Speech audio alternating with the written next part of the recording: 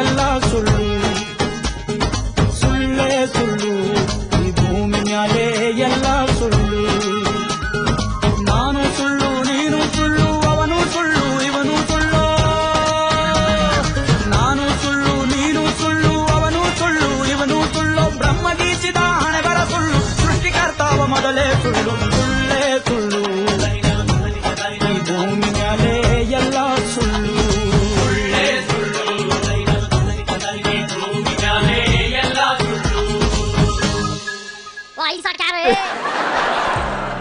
₹3 ಹೂವೆ 3 ಯಾರಿಗೋಸ್ಕರ ಸ್ಟ್ರೈಕ್ ಮಾಡ್ತಾವಪ್ಪ?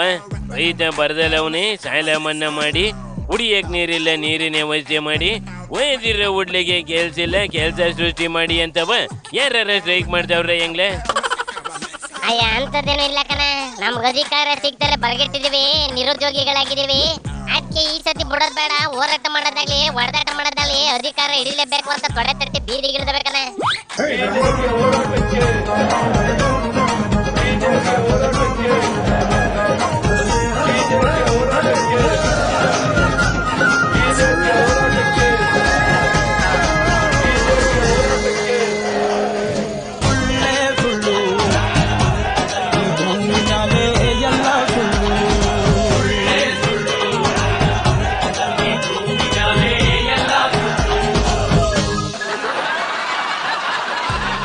ಗೊತ್ತಿತ್ತು ಕಂಡ್ಲ, ಇವಿಂತ ಕೆಲ್ಸಕ್ಕೆ ಮುಂದೆ ನಿಂತಿರ್ತವೆ ಅಂತವ. ಪಾರ್ಟಿ ಒಳಗೂ ಕೆಲ್ಸ ಇರಕಿಲ್ಲ, ಹೊರಗಡೆ ಬಂದು ಜನರ ಕೆಲ್ಸನೂ ಇವು ಮಾಡಕಿಲ್ಲ. ಒಬ್ರನ್ನೊಬ್ರು ಬೈಕೊಂಡು ಡ್ರಾಮಾ ಮಾತ್ರ ಚೆನ್ನಾಗಿ ಆಡ್ತವೆ.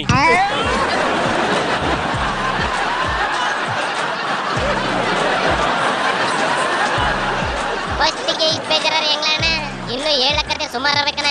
ಒಂದ್ ಕಡೆಯಿಂದ ನೋಡೋಣ ನಡಿ.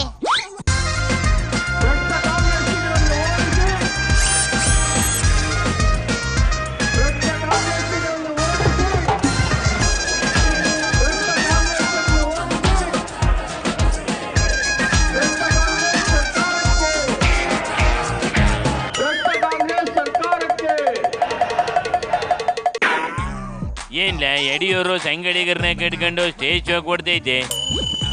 ಅಯ್ಯ ಸ್ಟೇಜ್ ಶೋ ಅಲ್ಲಕನ, ಸ್ಟ್ರೈಕು. ಕಾಂಗ್ರೆಸ್ ಹೈಕಮಾಂಡ್ಗೆ ದುಡ್ಡು ಕೊಡ್ತವ್ರೆ ಅಂತ ಯಡಿಯೂರು ಸಿಟ್ಟಿಗೆದ್ಬಿಟ್ಟು ಸ್ಟ್ರೈಕ್ ಮಾಡ್ತಾವಂತೆ. ಹೈಕಮಾಂಡಿಗೆ ನಾವು ಕೊಟ್ಟಿದ್ದೀವಿ ಅಂತ ಇವೇ ಒಪ್ಕೊಂಡಿದ್ವಲ್ಲ ಬಿಗ್ನೇಶಿ? ಒಪ್ಕೊಂಡಿದ್ದು ನಿಜ ಕಲ್ಯಾಣ, ಆದ್ರೆ ಅನಂತು ಏನಂದಿತ್ತು ಮರ್ತ್ಬಿಟ್ಟೆನಪ್ಪ.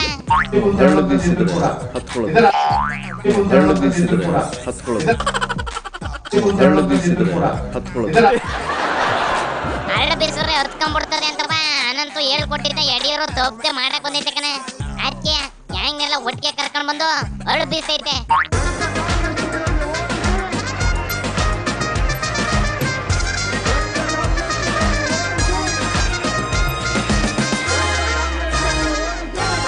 ನಾವು ಅಧಿಕಾರಕ್ಕೆ ಬಂದ 24 ಗಂಟೆಯಲ್ಲಿ ಸಿದ್ದರಾಮಯ್ಯನವರೇ ನಿಮ್ಮನ್ನ ಸೇರಿ ನಿಮ್ಮ ಸಚಿವ ಸಂಪುಟದ ಅನೇಕ ಸಹೋದ್ಯೋಗಿಗಳು ಮಾಡುವಂಥ ಹಗಲು ದರೋಡೆ ಬಗ್ಗೆ ನಾವು ತನಿಖೆ ಮಾಡುತ್ತೇವೆ.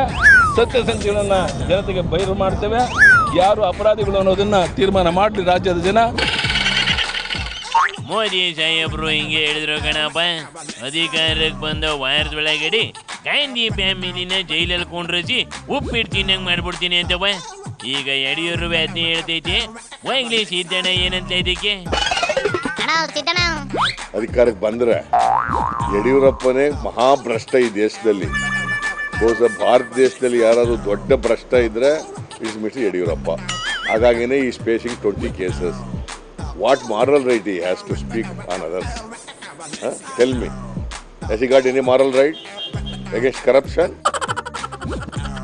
ಸಿದ್ದಣ್ಣ ಏನಂತ ಅಂತ ಕೇಳಿಸ್ಕೊಂಡಿಲ್ಲ ಅಣ್ಣ. ರಾಜ್ಯದ ದುಡ್ಡ ತಕ್ಕೊಂಡೋಗ್ಬಿಟ್ಟು ಇಬ್ರುವೆ ಅವ್ರವ್ರ ಹೈಕಮಾಂಡಿಗೆ ಕೊಟ್ಟು ಸಲ್ಯೂಟ್ ಹೊಡೆದು ಬಂದಿರ್ಬೇಕಣ್ಣ. ಇಲ್ಲಿ ರಾಜ್ಯದ ಜನಕ್ಕೆ ಪಟ್ಟೆ ನಮ್ಮ ಪಡಿಯಕ್ಕೆ ಒಬ್ಬರ ಮೇಲೆ ಒಬ್ರು ದೂರ್ಕೊಂಡು ನಿಂತವೆ. ಯಡಿಯೂರುವೆ ಸಿದ್ದಣ್ಣನವೇ ಇಷ್ಟೆಲ್ಲ ರಂಪ ಮಾಡ್ಕೊಂಡ್ವಾ. ನೆಕ್ಸ್ಟ್ ಅಶೋಕ್ ಬರ್ತಾನ, ಅದುವೇ ಅಲ್ಲಿ ಹಂಗಾಗೈತೆ ಹಿಂಗಾಗೈತೆ ಅಂತ ಶುರು ಮಾಡ್ತಾರೆ ನೋಡಿಲ್ಲಿ. ಒಂದಂತೂ ಸ್ಪಷ್ಟವಾಗಿ ಇಡೀ ರಾಜ್ಯದ ಜನತೆಗೆ ಗೊತ್ತಾಗ್ಬಿಟ್ಟಿದೆ, 1000 ಕೋಟಿ ನುಂಗಿರೋರು ಕಾಂಗ್ರೆಸ್ ಅವರೇ ಅನ್ನೋದು ಪಕ್ಕ ಈ ರಾಜ್ಯದ ಜನತೆಗೆ ಗೊತ್ತಾಗ್ಬಿಟ್ಟಿದೆ. ಯಾಕೆ ಸಿದ್ದರಾಮಯ್ಯ ನೆನ್ನೆನೂ ಕೂಡ ಬಹಳ ಸಿಡಿಗಿಡಿ ಇರ್ತವ್ರೆ. ಬಿಡಲ್ಲ ನಾನು ತೋರಿಸ್ತೀನಿ ಏನಂತ ಹೇಳಿ ಅಂತ. ನಿಜವಾಗೂ ಅವ್ರಿಗೆ ಧೈರ್ಯ ಇದ್ದಿದ್ರೆ ಸಿದ್ದರಾಮಯ್ಯನವ್ರಿಗೆ ನಾನು 1000 ಕೋಟಿ ಲೂಟಿ ಹೊಡೆದಿಲ್ಲ, ಇಲ್ಲ 500 ಹೊಡೆದಿದ್ದೀನೋ 300 ಹೊಡೆದಿದ್ದೀನೋ ಅದು ಹೇಳಕ್ಕಾಗಲ್ಲ. ಆದ್ರೆ ಇದ್ರ ತನಿಖೆ ಆಗ್ಲಿ ಅಂತ ಧೈರ್ಯವಾಗಿ ಹೇಳ್ಬೇಕಾಯ್ತು. ಈ ಅಶೋಕ ಗಿಣಿ ಪಾಠ ಹೇಳಿ ಮುಗಿಸ್ತಿದ್ದಂಗೆ ನಿಮ್ ಶೋಭಕ್ಕ ಬಂದು ಶುರು ಹಚ್ಕತ್ತಕನ. ಆದ್ರೂ ಭಾಷಣ ನೋಡ್ತಿದ್ರೆ ಎಲ್ಲಿ ಉಸಿರುಗಟ್ಟು ಬಿದ್ದೋಗ್ಬಿಡ್ತದೋ ಅನ್ನಂಗಾಗಿರ್ತ ನೋಡ್ಲಿ.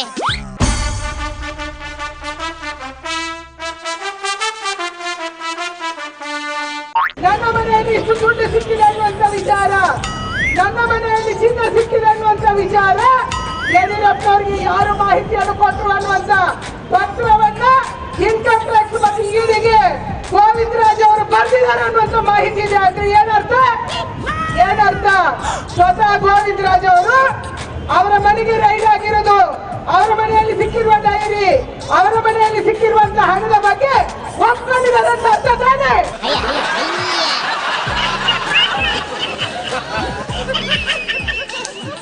ಈಶ್ವರನ ಎಲ್ಲಿದೆಯಪ್ಪ, ಯಾಕೆ ಬಂದಿಲ್ಲ ಸ್ಟ್ರೈಕಿಗೆ? ಯಡಿಯೂರಪ್ಪ ನೀನು ಹೊಡೆದಾಡ್ಕೊಬಿಟ್ಟು ಹೆಂಗೆ ಅಂತ ಕೇಳಿದೆ ಕಣ. ಈಗ ಯಡಿಯೂರಪ್ಪನವ್ರದ್ದು ನಮ್ದು ಬಗೆಹರ್ತಿದೆಪ್ಪ, ಮತ್ತೆ ತಿಳ್ತಿದೆ. ಇದು ಬುದ್ಧಿವಂತ ಆಗಿರಂಗೈತೆ ಕಣಪ್ಪ. ಗುಂಪ್ನೊಳಗೆ ಗೋವಿಂದ ಅಂದ್ರಿ ಬೆಲೆ ಇರಕ್ಕಿಲ್ಲ. ನಾನು ರಾಯಲ್ ಆಗಿ ಸಪರೇಟ್ ಆಗಿ ಓಡಾಡೇನೆ ಅಂತ ಓಡಾಡ್ತಾ ಇರ್ಬೇಕು.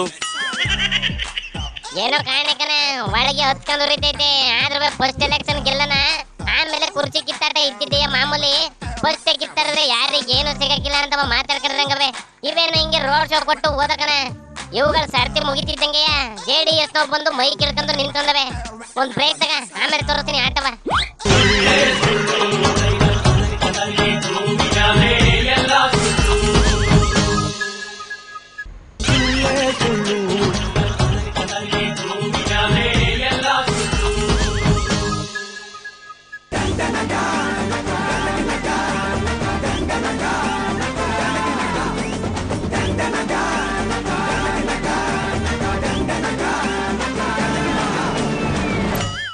ಬಂದೇನಣ್ಣ JDS ಕತೆ ಹೇಳೋಣ ಅಂತ ಬಂದ್ರೆ ಗುಂಡ್ರಾವು. ಫಸ್ಟ್ ನಾನು ಮಾತ್ರ ಮುಗಿಸ್ಬಿಡ್ತೀನಿ, ಆಮೇಲೆ ನೀನ್ ನರಿ ಕತೆ ಶುರು ಮಾಡ್ಕೊಳಪ್ಪ ಅಂತ ಬಂದೈತೆ ಕಣ. ಅದೇನೋ ಯಡಿಯೂರಪ್ಪಗೆ ಪದ ಬರ್ಕೊಂಡ್ ಬಂದೈತೆ, ಹೇಳ್ತದೆ ಕೇಳ್ಕ.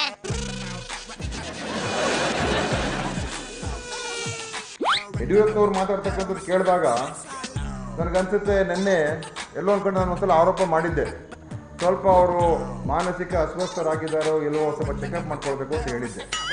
ನನಗೆ ಅನಿಸ್ತದೆ, ಈಗ ನಾನು ಅವತ್ತು ಅವರು ಹೇಳಿರ್ತಕ್ಕಂಥ ಮಾತಿಗೆ ಒಂದು ರಿಯಾಕ್ಷನ್ ಕೊಟ್ಟಿದ್ದೆ. ಆದರೆ ಇವತ್ತು ನನಗೆ ಅನಿಸ್ತದೆ ನಿಜವಾಗ್ಲೂ ಕೂಡ ಅವ್ರು ಮಾಡಿಸ್ಕೋಬೇಕು ಅಂತ ಅನಿಸ್ತದೆ. ಯಾಕಂದರೆ ಅವ್ರೇನು ಹೇಳಿದ್ರು, ಮೊದಲು ಹೇಳಿದ್ರು 1000 ಕೋಟಿ ತೊಗೊಂಡಿರ್ತಕ್ಕಂಥ ಪ್ರೂಫ್ ನನ್ನ ಹತ್ರ ಇದೆ, ನಾನು ಅದೆಲ್ಲ ಕೂಡ ಬಹಿರಂಗ ಮಾಡ್ತೀನಿ ಅಂತ ಹೇಳಿದ್ರು. ನಿನ್ನೆ ಹೇಳ್ತಕ್ಕಂಥ ಮಾತು, ನಾನು ಅಧಿಕಾರಕ್ಕೆ ಬಂದ ಮೇಲೆ, ನಾನು ಮುಖ್ಯಮಂತ್ರಿ ಆದಮೇಲೆ 24 ಗಂಟೆಯಲ್ಲಿ ಸಿದ್ದರಾಮಯ್ಯ ಅವರನ್ನ ಜೈಲು ಕಳಿಸ್ತಕ್ಕಂಥ ವ್ಯವಸ್ಥೆ ಮಾಡ್ತೀನಿ ಅಂತ ಹೇಳಿದ್ರು. ಇದಕ್ಕೇನಾದರೂ ನಾವು ಇದನ್ನು ಯಾವ ರೀತಿ ಪ್ರತಿಕ್ರಿಯೆ ಕೊಡಬೇಕು ನನಗೆ ಅರ್ಥ ಆಗ್ತಾನೆ. ಇವ್ರೇನಾದರೂ ಜಡ್ಜ, ಇವರು ಒಬ್ಬರನ್ನ ಜೈಲು ಕಳಿಸೋದಕ್ಕೆ, ಅಥವಾ ಇವ್ರಿಗೇನಾದರೂ ಇವರೇನು ತಿಳ್ಕೊಂಡ್ಬಿಟ್ಟಿದ್ದಾರೋ. ಈಗ ಉಗಾಂಡದಲ್ಲಿ ಒಬ್ಬ ಈದಿ ಅಮೀನ್ ಅಂತ ಒಬ್ಬ ಇದ್ದ, ಅವ್ನು ಯಾರಿಗೆ ಬೇಕಾದ್ರೂ ಜೈಲಿಗೆ ಹಾಕ್ಕೊಡ್ತಾ ಇದ್ದ. ಅವ್ನು ಯಾರು ವಿರೋಧಗಳಿದ್ರು ಅವರು ಜೈಲಿಗೆ ಹಾಕ್ಕೊಡ್ತಾ ಇದ್ದ. ಸೊ ಯಡಿಯೂರಪ್ಪನವ್ರು ಏನಾದ್ರೆ ಉಗಾಂಡ ಈದಿ ಅಮೀನ್ ಥರ ಆಗ್ಬಿಟ್ಟಿದಾರ. ಯಡಿಯೂರನ್ನ ತಗೊಂಡೋಗಿ ಉಗಾಂಡಕ್ಕೆ ಇಟ್ಬಿಡ್ತಲ್ಲ ಇದು. ಅಯ್ಯ ಉಗಾಂಡಕ್ಕೆ ಇಟ್ರೆ ವಾಸಿಕಲ್ಲ ಅಣ್ಣ, ಮಾತೆತ್ತಿದ್ರೆ ನಿಮ್ಮ ಅನ್ಸಿಗೆ ಇರ್ಬೇಕು ಅಂತಾರೆ. ಅವತ್ತು ಹಿಂಗೆ ಅಂದಿತ್ತು ನೋಡಿಲಿ. ನನಗೆ ನಿಜವಾಗ್ಲೂ ಬೇಜಾರಾಗ್ತಾ ಇದೆ. ಯಾಕೆಂತ ಹೇಳಿದ್ರೆ, ಒಬ್ಬ ಮಾಜಿ ಮುಖ್ಯಮಂತ್ರಿಯಾಗಿ, ಅದು ಒಂದು ರಾಷ್ಟ್ರೀಯ ಪಕ್ಷದ ರಾಜ್ಯದ ಅಧ್ಯಕ್ಷರಾಗಿ ಅವರು ಯಾವ ರೀತಿಯಾಗಿ ಮಾತಾಡಬೇಕು, ಏನಾದರೂ ಈ ಥರ ಗಂಭೀರ ಆರೋಪಗಳಿದ್ದಾಗ ಅದನ್ನು ಡಾಕ್ಯುಮೆಂಟ್ಸ್ ಇಟ್ಕೊಂಡು, ಪುರಾವೆಗಳು ಇಟ್ಕೊಂಡು ಸ್ಪಷ್ಟವಾಗಿ ಹೇಳ್ತಕ್ಕಂಥದ್ದು ಮಾಡಬೇಕು. ಆದರೆ ಇವತ್ತೆಲ್ಲೋ ಒಂದು ಕಡೆ ಯಡಿಯೂರಪ್ಪನವ್ರಿಗೆ ಅಧಿಕಾರದ ಲಾಲಸೆ, ಇನ್ನೊಂದು ಎಲ್ಲೋ ಒಂದು ಕಡೆ ಅವರ ಮಾನಸಿಕ ಸ್ಥಿಮಿತವನ್ನು ಕಳ್ಕೊಳ್ತಾ ಇದ್ದಾರೆ. ಬಾಯಿಗೆ ಬಂದಾಗ ಮಾತಾಡ್ತಾ ಇದ್ದಾರೆ. ಕೇಳಿಸ್ಕೊಂಡ್ಬಿಟ್ಟು ನಮ್ಮ ರೇಣುಕಾಚಾರ್ಯ ರಾಂಗ್ ಆಗಿ ಹೋಗಿತ್ತು ಕಣ. ಯಾಕೆ ಕೇಳ್ತೀಯ ಅದ್ರ ಕಥೆಯ ನೋಡಿಲಿ.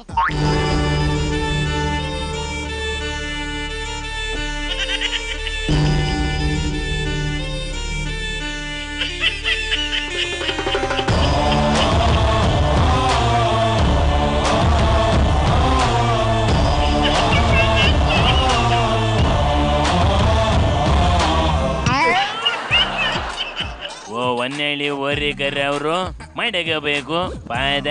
ಎಲ್ಲೋಗಿದ್ರಿ, ಏನು ಕತೆ ಪತ್ತೇನೇ ಇರಲಿಲ್ಲ. ಅಯ್ಯ ಯಾರು ಕೇಳಿದ್ರು ನೆಕ್ಸ್ಟ್ ಪಿಕ್ಚರ್ ಯಾವಾಗ ಅಂತ ಜನ ಕೇಳವಂತೆ ಕಣ. ಆಚೆ ಇದು ಆಚೆಗೆ ಬಂದು ಮಾತಾಡೋದನ್ನ ಬಿಡ್ಬಿಟ್ಟೈತೆ. ನೋಡ ಕೊಡ್ರಪ್ಪ ಸೌಂಡ. ಸ್ವತಃ ಅವರು ವಾ ಬಹಳ ದೊಡ್ಡ ಭ್ರಷ್ಟರು. ಓಕೆ ಅವ್ರ ಮೇಲೆ ಅನೇಕ ಆರೋಪಗಳಿದ್ದು. ಓಕೆ ಆ ಕಾರಣಕ್ಕೋಸ್ಕರ ಕಾಂಗ್ರೆಸ್ ವಾ ಅವ್ರನ್ನ ಸಚಿವ ಸಂಪುಟದ ಕೈಬಿಟ್ಟು ವಾ ನೆಪ ಮಾತ್ರಕ್ಕೆ ಅದು ಯಾವ್ದ ಕಾರ್ಯಾಧ್ಯಕ್ಷ ಅಂತ. ವಾ ಏನು ಕಾರ್ಯನೆಲ್ಲ ಕಾರ್ಯಾಧ್ಯಕ್ಷ. ಕೆಲಸ ಕಾರ್ಯ ಏನು ಇಲ್ಲದೆ ಇದ್ರು ಕಾರ್ಯಾಧ್ಯಕ್ಷನ ಯಾಕೆ ಮಾಡ್ತಾರಲ್ಲ ಅಣ್ಣ? ನನಗನ್ನಿಸ್ತದೆ ಎಲ್ಲ ಒಂದು ಕಡೆ ಕಾಂಗ್ರೆಸ್ಸಿನ ಮುಖಂಡರಿಗೆ ಈ ದಿನೇಶ್ ಗುಂಡ್ರಾವ್ ಅಂತವರಿಗೆ ಅವರು ಮಾನಸಿಕ ಅಸ್ವಸ್ಥರಾಗಿರ್ತಾರೆ ಹೇಳಕ್ಕೆ ಇಚ್ಛೆಪಡ್ತೀನಿ. ಅವ್ರು ನಿಮ್ಮ ಮೇಲೆ ಹೇಳ್ತಾರೆ, ನೀವು ಅವ್ರ ಮೇಲೆ ಹೇಳ್ತಾ ಇದೆಯಲ್ಲ ಅಣ್ಣ. ಹೇಳಪ್ಪ ಹೇಳು, ಇನ್ನು ಏನೇನು ಹೇಳ್ತಿ ಹೇಳು. ಕಾಂಗ್ರೆಸ್ನಲ್ಲಿ ಹುಚ್ಚು ಸಂಖ್ಯೆ ಜಾಸ್ತಿ ಆಗ್ತದೆ. ಓ ಯಾರಲ್ಲ ಅಣ್ಣ ಅಂತವ್ರು? ಈ ಜನಾರ್ದನ್ ಪೂಜಾರಿ, ದಿನೇಶ್ ಗುಂಡ್ರಾವ್ ಅಂತವ್ರು. ಎಷ್ಟಾದ್ರೂ ಅಪ್ಪಾಜಿ ಎಲ್ಲಿ ಬಂದಣ್ಣ? ಹೆಂಗ್ ತಡ್ಕತ್ತದ ಹೇಳು? ಅದಕ್ಕೆ ಸೀಳು ಬಿಡ್ತೀನಿ ಅಂತ ನಿಂತ್ಬಿಟ್ಟೈತೆ. ಸಿಗಿಬೆಂ ಕ್ಷಣದಲ್ಲಿ ನಿನ್ನ ನಾಂ ಎಲ್ಲಿ ಹೋದರೇನು ನಿನ್ನ ಉಳಿಸೆನು. ಸಿಗಿಬೆಂ ಕ್ಷಣದಲ್ಲಿ ನಿನ್ನ ನಾಂ ಎಲ್ಲಿ ಹೋದರೇನು ನಿನ್ನ ಉಳಿಸೆನು. ದಾನವೆಂದರಾದ ನನ್ನ ಕೆಣಕಿದ ಅದೋನ್ಮಸ್ತ ದುರುಳ ದುಷ್ಟ ಧೂರ್ತನೆ. ಸಿಗಿಬೆಂ ಕ್ಷಣದಲ್ಲಿ ನಿನ್ನ ನಾಂ. ಇದು ಹಿಂಗೆಲ್ಲ ಯಾಸ ಆಡ್ತಿದ್ರೆ ಯಡಿಯೂರು ಮಾತ್ರ ಬೊಲೇನು ಅಂದ್ಕೊಂಡು ಹಿಂಗೆಲ್ಲ ಅಂದಿತ್ತು ಕಣೆ. ದಿನೇಶ್ ಗುಂಡೂರಾವ್ ನನ್ನ ನಿಮಾನ್ಸ್ ಆಸ್ಪತ್ರೆ ಕಳಿಸ್ಬೇಕಾಗುತ್ತೆ ಅಂತ ಹೇಳಿದ್ದಾರೆ. ನಾನು ಗುಂಡೂರಾವ್ ಹೇಳಕ್ಕೆ ಇಚ್ಛೆಪಡ್ತೇನೆ. ದಿನೇಶ್ ಗುಂಡೂರಾವ್ ಅವ್ರಿಗೆ ಇನ್ನೊಂದು 10-15 ದಿವಸದಲ್ಲಿ ಪಟ್ಟಿ ಬಿಡುಗಡೆ ಆದಮೇಲೆ, ಡೈರಿ ಬಿಡುಗಡೆ ಆದಮೇಲೆ ನಿಮಾನ್ಸ್ಗೆ ನೀವು ಮತ್ತು ನಿಮ್ಮ ಸಚಿವ ಸಂಪುಟದ ಅನೇಕ ಸಹೋದ್ಯೋಗಿಗಳು ಹೋಗಬೇಕಾಗುತ್ತೆ. ಆವಾಗ ನಿಮ್ಮ ಸತ್ಯ ಸಂಗತಿ ನಿಮಗೆ ತಿಳಿಯುತ್ತೆ ಅನ್ನೋಂಥ ಮಾತನ್ನು ಈ ಸಂದರ್ಭದಲ್ಲಿ ಭಾಳ ಸ್ಪಷ್ಟವಾಗಿ ಹೇಳಿದ್ದಾನೆ. ಯಡಿಯೂರಿಗೆ ನೋವಾದ್ರೆ ಯಡಿಯೂರಿಗೆ ಬೆಂಬಲಿಗರಿಗೂ ನೋವಾಗಲ್ವೇನ? ಅವ ರೋಚಿಗೆ ಎದ್ದು ಕೂಗಾಡ್ಬಿಟ್ಟಕನೆ. ಹೇಳಿದ್ದು ತಪ್ಪ ಬಂಧುಗಳೇ. ಒಂದು ಕಾಂಗ್ರೆಸ್ನವರು ಈ ಕೆಳ ಮಟ್ಟಕ್ಕೆ ಇಳಿತಾರೆ ಅನ್ನುವಂತ ನಿರೀಕ್ಷೆಯಲ್ಲಿ ಒಂದು ರಾಷ್ಟ್ರೀಯ ಪಕ್ಷ ಇದು. ಇವು ಪ್ಲಾನ್ ಮಾಡ್ಕೊಂಡು ಬೆಂಕಿ ಹೆಚ್ಚಕ್ಕೆ ಬಂದು ಬೆತ್ತಲೆ ಆಗ್ಬಿಟ್ಟವೆ. ಪ್ಲಾನ್ ಈಗ ಬಟ ಬಯಲಾಗ್ಬಿಟ್ಟೈತಿ ಅಂತ ಇದ್ರಲ್ಲಿ ಮತ್ತೆ ಯಾವ ಧೈರ್ಯದ ಮೇಲೆ ಹಿಂಗೆ ಬೀದಿಲಿ ಮಕ ಬಿಟ್ಕೊಂಡು ಅದೇ ಸುಳ್ಳು ಹೇಳ್ತಾ ನಿಂತವ್ಲೆ. ಸುಳ್ಳೇನು ಹೇಳ್ತಿಲ್ಲ ಕಣ, ಸತ್ಯನೇ ಹೇಳ್ತವೆ. ಆದ್ರೆ ಅದೇ ಕೇಳ್ತಾನೆ ಇವು ಮಾಡೋ ಅಷ್ಟೇ. ಇಬ್ರು ಹೈಕಮಾಂಡ್ ಅನ್ಕೊಂಡು ಓಡಾಗಿ ಸೂಟ್ ಕೇಸ್ ಕೊಟ್ಟು ಬರೋ ಗಿರಾಕಿಗಳೇ. ಆದ್ರೆ ಜನಗಳ ಮುಂದೆ ಸಾಚ ಅಂತ ಆಡ್ತಾವ ಅಷ್ಟೇ. ಹೊಸಿ ನಂಗೂ ಮೈಕ್ ಕೊಡ್ಲಾ, ನಾನು ಹೇಳ್ತೀನಿ ಇವ್ರು ಪುರಾಣವ ಅಂತ ಕುಮಾರನ ಕೇಳ್ತಿದ್ದೆ ಕಣ. ಕುಮಾರಣ್ಣ ಮೈಕ್ ಹಿಡ್ಕೊಂಡ್ರೆ ಬುಡಾಕಿಲ್ಲ, ಯಾವ್ದಕ್ಕೂ ಒಂದ ಮಾಡ್ಕೊಂಡ್ಬಂದು ಕುಂದ್ಕೊಂಡ್ಬಿಡೋಣ, ಬ್ರೇಕ್ ತಗೊಳ್ಳೆ.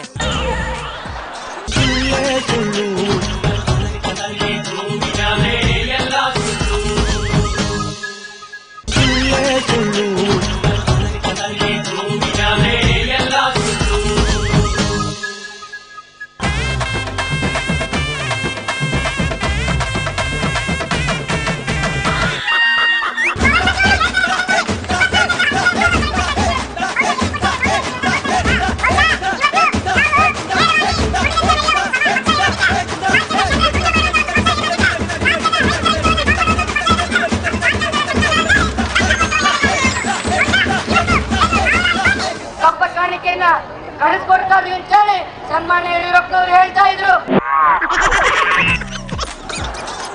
ಏನ್ ಹೇಳ್ತೈತೆ ನಿಮ್ಮ ಶರವಣ? ಓಸಿ ಕೇಳಂಗೆ ಆಗ್ಲೇಬೇಕನೇಜಿ. ಆದ್ರೂ ಬಾಯಲ್ಲಿ ಕನ್ನಡ ಕೇಳದೆ ಒಂಥರ ಚಂದಾಗಣಪ್ಪ. ಕೇಳಿಸ್ಕೊಳಪ್ಪ, ಆ ಮ್ಯೂಸಿಕ್ ಕಮ್ಮಿ ಮಾಡಿ ವಾಲ್ಯೂಮ್ ಜಾಸ್ತಿ ಮಾಡ್ರಪ್ಪ. ಪವರ್ ಸಚಿವರು ಹೇಳ್ತಾರೆ ಸದನದಲ್ಲಿ 24 ಗಂಟೆ ಹಳ್ಳಿಗಳಿಗೆ ಕೂಡ ನಾವು ಕರೆಂಟ್ ಕೊಡ್ತಾ ಇದೀವಿ ಅಂತ ಹೇಳಿದ್ರು. ಬಹುಶಃ ಎಲ್ಲಿ ಕೊಡ್ತಾ ಇದ್ರೆ ನೋಡ್ತಾ ಇದ್ದೀವಿ, ನೀವೆಲ್ಲ ನೋಡ್ತಾ ಇದ್ದೀರಲ್ಲ. ಬಹುಶಃ ಇವತ್ತು ನಾವು ನೇರವಾಗಿ ದುಡಿದಂತೆ ನಡೆಯುವ ಒಂದು ಪಕ್ಷ ಏನಾದಿದೆ, ರಾಜ್ಯದ ಜನರ ದುಡಿಮೆ ಮಾಡುವಂತ ಒಂದು ಪಕ್ಷ ಏನಾದಿದೆ, ರಾಜ್ಯದ ರೈತರ ಹಿತವನ್ನ ಕಾಪಾಡುವಂತ ಒಂದು ಪಕ್ಷ ಏನಾದಿದ್ರೆ ಅದು ಜಾತ್ಯತೀತ ಜನತಾದಳ ಅಂತೇಳಿ ಘಂಟಾಘೋಷವಾಗಿ ಹೇಳಬೇಕಾಗುತ್ತೆ. ಇವತ್ತು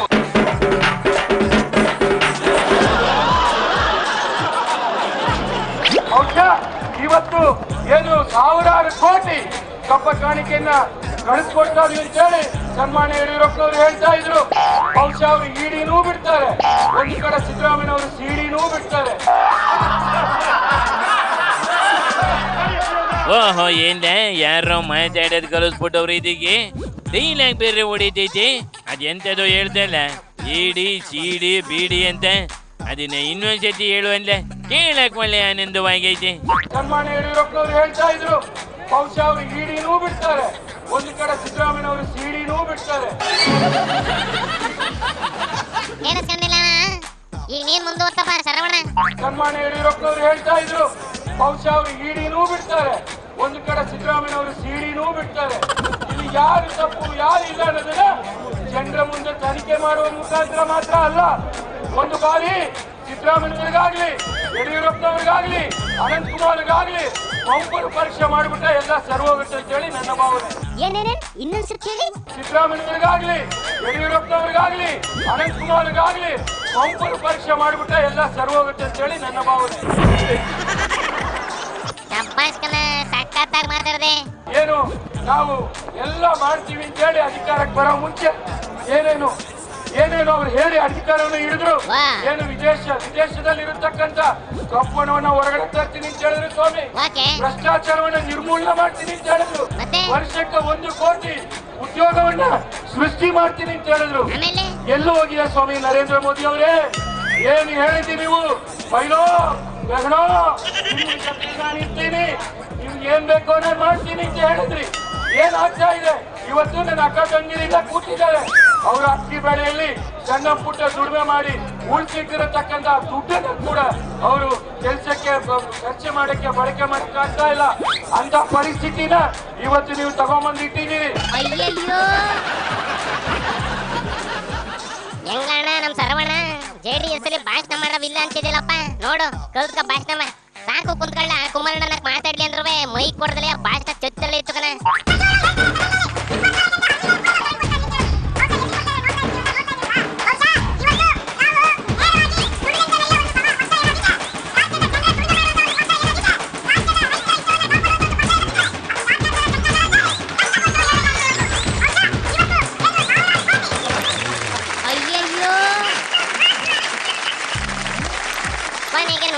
ಕೇಳಕ್ಕೂ ಆಗ್ದೆ ನಾನೇ ಮೈ ಕಿತ್ತು ಕುಮಾರಣ್ಣ ಕೈ ಕೊಟ್ಟೆ. ಅದೇನ ಕಣೆ ನ್ಯಾಷನಲ್ ಪಾರ್ಟಿಗಳ ಹಣೆ ಬರವ ಆಡಿ ಹೊಗಳುತ್ತೀನಿ ಅಂತ ಬಂದೈತೆ. ನೀನೇ ಕೇಳಿಸ್ಕೊಳಪ್ಪ. ಕಾಂಗ್ರೆಸ್ಸಿನ ಅಪೋಸಿಟ್ ಮಾತಾಡ್ಯಾರನೆಲ್ಲ ನಿಮ್ಮ ಗುಂಡೂರಾವು ನಿಮ್ಮ ಇಂಚಿಗೆ ಸೇರಿಸ್ಬಿಡ್ತೀನಿ ಅಂತಿರ್ತದೆ. ಯಾವುದಕ್ಕೂ ಅದನ್ನೊಂದು ಮಾತು ಕೇಳ ಕುಮಾರಣ್ಣನ ಎಲ್ಲಿಗೆ ಸೇರಿಸ್ತೀಯ ಅಂತವ. ಅದು ಸರಿನೇ ಕಣ. ಅಣ್ಣ ಗುಂಡೂರಾವು ಏನ್ ಹೇಳ್ತೀಯಪ್ಪ? JDS ಬೈತೀವಿ ಅಂತ ಸಮಾವೇಶ ಮಾಡ್ಕೊಂಡು ನಿಂತವೆ. ಅವ್ರ ರ್ಯಾಲಿ ಅವ್ರು ಮಾಡಲಿ, ಅವ್ರು ಯಾವ ರೀತಿ ರ್ಯಾಲಿಯಲ್ಲಿ ಏನ್ ಹೇಳ್ತಾರೆ ನೋಡೋಣ. ಈಗಲೂ ನಾನು ಯಾಕೆ ರಿಯಾಕ್ಟ್ ಮಾಡಕ್ಕೆ ಹೋಗ್ಲಿ, ಏನು ಹೇಳ್ತಾರೆ ಏನು ಮಾತಾಡ್ತಾರೆ ನೋಡೋಣ, ಆಮೇಲೆ ಅದ್ರ ಬಗ್ಗೆ ನಾವು ಹಂಗೆಲ್ಲ ಅಣ್ಣ. ಆಯ್ತು ಬಿಡಪ್ಪ. ಅಣ್ಣ ಕುಮಾರಣ್ಣ ಶುರು ಮಾಡಪ್ಪ. ರಾಜ್ಯ ಘಟಕದ ಅಧ್ಯಕ್ಷ ಹೇಳ್ತಾ ಇದ್ದಾರೆ ಮಾಜಿ ಮುಖ್ಯಮಂತ್ರಿಗಳು, ಮುಂದೆ ನಾನು ಮುಖ್ಯಮಂತ್ರಿ ಆದ ಮರುಕ್ಷಣವೇ ಈಗಿನ ಮುಖ್ಯಮಂತ್ರಿಗಳು ಮತ್ತು ಅವರ ಸಂಬಂಧಿಕರು ಅವರ ಹಿಂಬಾಲಕರ ವಿರುದ್ಧ ತನಿಖೆಗೆ ಆದೇಶ ಮಾಡಿ ಇವ್ರನ್ನೆಲ್ಲರನ್ನು ಜೈಲಿಗೆ ಕಳಿಸ್ತೀನಿ ಅಂತಕ್ಕಂಥ ಮಾತನ್ನ ನಿನ್ನೆ ಪ್ರತಿಭಟನಾ ರ್ಯಾಲಿ ಮಾಡಿ ಹೇಳಿದ್ದಾರೆ. ಮತ್ತೊಂದು ಕಡೆ ರಾಜ್ಯದ ಮುಖ್ಯಮಂತ್ರಿಗಳು ಮಾಜಿ ಮುಖ್ಯಮಂತ್ರಿಗಳ ನೈತಿಕತೆಯನ್ನ ಪ್ರಶ್ನೆ ಮಾಡಿದ್ದಾರೆ ನಿನ್ನೆ. ಇದೆಲ್ಲ ಒಂದು ರೀತಿ ರಾಜ್ಯದ ಜನತೆಗೆ ಪುಕ್ಕಟ್ಟೆ ಮನರಂಜನೆ ಆಗ್ತಾ ಇದೆ ಅಂತಕ್ಕಂಥದ್ದು ನನ್ನ ಅಭಿಪ್ರಾಯ. ಮನರಂಜನೆಯನ್ನ ಈ ಎರಡು ರಾಷ್ಟ್ರೀಯ ಪಕ್ಷಗಳು ನೀಡ್ತಾ ಇದ್ದಾರೆ ಪುಕ್ಕಟ್ಟೆಯಾಗಿ. ಇವತ್ತು ಈ ಎರಡು ರಾಷ್ಟ್ರೀಯ ಪಕ್ಷಗಳ ಜವಾಬ್ದಾರಿ ಏನಿದೆ, ಆ ಜವಾಬ್ದಾರಿಯನ್ನು ನಿರ್ವಹಣೆ ಮಾಡದೆ ಈ ಭ್ರಷ್ಟಾಚಾರದ ಬಗ್ಗೆ ಮತ್ತು ರಾಜ್ಯದ ಬೊಕ್ಕಸದಲ್ಲಿ ಹಣವನ್ನ ಲೂಟಿ ಮಾಡಿ ದೆಹಲಿಗೆ ತೆಗೆದುಕೊಂಡು ಹೋಗ್ತಕ್ಕಂಥ ಪ್ರಕರಣಕ್ಕೆ ವೈಭವೀಕರಿಸಿ ಹೊರಟಿದ್ದಾರೆ. ಈಗಿನ ಮುಖ್ಯಮಂತ್ರಿಗಳು ಹೇಳ್ತಕ್ಕಂಥದ್ದೇನಿದೆ, ಬಿಜೆಪಿಯ ಮುಖ್ಯಮಂತ್ರಿಗಳು 20 ಕೇಸ್ಗಳನ್ನು ಎದುರಿಸ್ತಾ ಇದ್ದಾರೆ, ಜೈಲಿಗೆ ಹೋಗಿದ್ರು. ಈ ವಿಷಯಗಳನ್ನ ಏನ್ ಪ್ರಸ್ತಾಪ ಮಾಡ್ತಾ ಇದ್ದಾರೆ ರಾಜ್ಯದ ಮುಖ್ಯಮಂತ್ರಿಗಳು. ಕಳೆದ 4 ವರ್ಷದಲ್ಲಿ ಬಿಜೆಪಿ ಆಡಳಿತದಲ್ಲಿ ಯಾವ ಅಕ್ರಮಗಳು ನಡೆದಿದ್ದಾವೆ, ಆ ಅಕ್ರಮಗಳನ್ನ ಸರಿಯಾದ ರೀತಿ ಮಾಹಿತಿಗಳನ್ನ ಜನತೆಯ ಮುಂದೆ ಇಡ್ತಕ್ಕಂಥದ್ರಲ್ಲಿ ಕಾಂಗ್ರೆಸ್ನ ಸರ್ಕಾರ ಏನಾದ್ರೂ ಪ್ರಾಮಾಣಿಕವಾಗಿ ನಡ್ಕೊಂಡಿದ್ದಾರ? ಈ ಎರಡು ರಾಷ್ಟ್ರೀಯ ಪಕ್ಷಗಳು ಒಂದೇ ನಾಣ್ಯದ ಎರಡು ಮುಖಗಳು. ಇವರು ಸಾರ್ವಜನಿಕವಾಗಿ ಒಬ್ರಿಗೊಬ್ರು ಪರಸ್ಪರ ಟೀಕೆ ಮಾಡ್ತಾರೆ, ಆದ್ರೆ ಆಂತರಿಕವಾಗಿ ಇವರಿಬ್ರು ಒಂದೇ ತೋಳಿಯಲ್ಲಿ ಇಬ್ರು ಒಟ್ಟಿಗೆ ತೇಲ್ತಾ ಇದ್ದಾರೆ ಅಂತಕ್ಕಂಥ ಹೇಳಲಿಕ್ಕೆ ಬಯಸ್ತೀನಿ. ಏನ ಮಾಹಿತಿ ಐತಿದ್ರೆ ಉಗುತಾಗಲೇ ಬರ್ತೇವಲ್ಲ, ಏನು ಪುಣ್ಯ ಮಾಡಿದ್ವಲ್ಲ ನ್ಯಾಷನಲ್ ಪಾರ್ಟಿಗಳು. ಯಾವಗಳ ಪುಣ್ಯ ಯಾಕೆ ಹೇಳ್ತಿಲ್ಲಣ್ಣ? ಕಾಂಗ್ರೆಸ್ ನಾವು ಸಿಡಿ ಬಿಟ್ಟು ಅಂತ ಬಿಜೆಪಿ ಬೀದಿ ಸೋ ಮಾಡವೆ. ಅದಕ್ಕೆ ಕಾಂಗ್ರೆಸ್ ನಾವು ಹುರ್ಕೊಂಡ್ಬಿಟ್ಟು ಇವತ್ತೆಲ್ಲ ನಾಳಿಕೆ ನಾವು ಸ್ಟ್ರೈಕ್ ಮಾಡ್ಕೊಂಡು ಬಿಜೆಪಿ ಅವ್ರಿಗೆ ಬೈತೀವಿ ಅಂತ ನಿಂತವೆ. ಈ ಡ್ರಾಮಾ ಜೊತೆಗೆ ನಮ್ದು ಒಂದ್ ಇರ್ಲಿ ಅಂತ ಕುಮಾರಣ್ಣ ಗ್ಯಾಂಗ್ ಕಟ್ಕೊಂಡು ಸಮಾವೇಶ ಮಾಡ್ತೈತೆ. ಒಟ್ಟು ನೀವು ಒಂದೆಲ್ಲ ನೋಡ್ತಿದ್ರೆ ಎಲೆಕ್ಷನ್ ಬಂದೇ ಬಿಡ್ತು ಅನ್ನಂಗಾಯ್ತೈತೆ ಕಣ. ಎಲೆಕ್ಷನ್ ಬರೋದ್ರೊಳಗೆ 4 ವಿಕೆಟ್ ಕೆಡವಿ ಸಿದ್ದಣ್ಣನ ಮೇಲೆ ಇನ್ನನ್ನ ಗೂಬೆ ಕುಂಡ್ರಿಸಿ ಮುಂದೆ ಸೀತಿಗೆ ಮನೆ ಕಳಿಸ್ಬಿಡನೆ ಅನ್ನೋದು ನಿಮ್ಮ ಯಡಿಯೂರ್ ಪ್ಲಾನು. ಆದ್ರೆ ಸಿದ್ದಣ್ಣ ಮಾಡೋ ಕೆಲಸನೂ ಅಚ್ಚುಕಟ್ಟಾಗಿ ಮಾಡಿದೆ. ಊದ ತುತ್ತೂರಿನೂ ಓದಿ ಯಡಿಯೂರ್ ಮೇಲೆ ಇನ್ನೊಂದಷ್ಟೇ ಕೇಸ್ ಹಾಕ್ಸಿ ಅದನ್ನ ಇನ್ನೊಂದ್ಸತಿ ಜೈಲಿಗೆ ಕಟ್ಬಿಡೋಣ ಅಂತ ಯೋಚನೆ ಮಾಡ್ತಿರಂಗೈತೆ. ಈ ಗ್ಯಾಪಲ್ಲಿ ಕುಮಾರಣ್ಣ ಹೊಸ ಆಫೀಸ್ ಮಾಡ್ಕೊಂಡ್ಬಿಟ್ಟು ಹಳೆ ಕ್ಯಾಂಡಿಡೇಟ್ಗಳನ್ನ ಕಿತ್ತೋಡಿಸಿ ಹಂಗೂ ಹಿಂಗೂ ಮಾಡಿ ಒಂದು 50 ಸೀಟ್ ಗೆದ್ಕೊಂಡ್ಬಿಡೋಣ ಅಂತ ಹೊಂಟೈತೆ. ಈ ಮಾರ್ಯ ಜಾತ್ರೆ ನೋಡ್ಬೇಕು ಅಂದ್ರೆ ಎಲೆಕ್ಷನ್ ಬರ್ಲೇಬೇಕು ಗಂಡ. ಅದಿನ್ನೂ 1 ವರ್ಷದ ಆಚೆಗೈತೆ. ಅಲ್ಲಿ ಗಂಟ ಮನೆ ಕಂಡಿರ್ತೀನಿ. ಡಿಸ್ಟರ್ಬ್ ಮಾಡಿದ್ರೆ ಎತ್ತಿ ಎದೆ ಓದ್ಬಿಡ್ತೀನಿ. ಬದಿನಿ ಗಂಡ ಶಿವನಿ ಶಂಭುಲಿಂಗ.